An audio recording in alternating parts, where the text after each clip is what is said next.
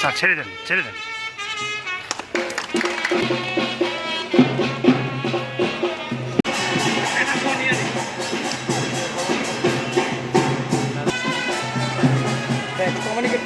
हाँ हाँ हाँ आओ।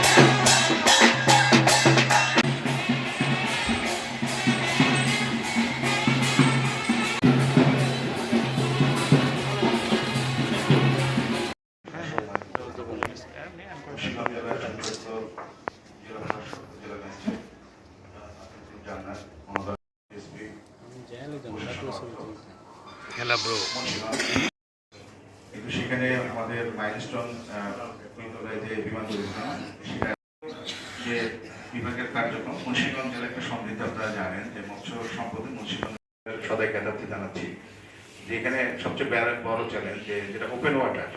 সেই মুন্সিগঞ্জ জেলার কিছু ইন্ডাস্ট্রি আছে এবং নারায়ণগঞ্জ জেলা এবং নরসিংদীর কিছু ইন্ডাস্ট্রি, আসলে তারা আমার মনে হয় না যে খুব একটা কার্যকরী আছে। হয়তো যখন কোনো পরিবর্তন সেটা কিন্তু আগের মতো আমরা দেখতে পাই না। বিশেষ করে মতলব এর উত্তরে আমরা এই মাছটা মেঘনাতে খুবই কম।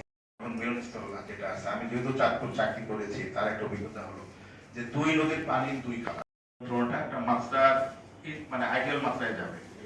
আর একটা ফটো একটা রিভিউজ তাদের কাছেও যে মেসেজটা পাচ্ছে টাইগারের ব্যবহারটা কিন্তু কমে গেছে। 14,784 জন মৎস্য চাষি আছে আমাদের, 8,057 খাতের অবদান।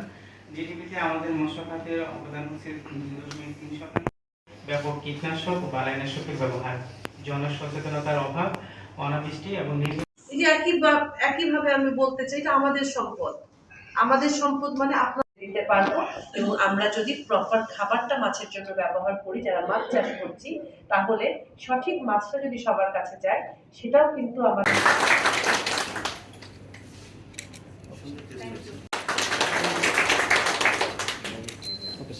কিন্তু আমাদের প্রায় শেষের দিকে। তো কেন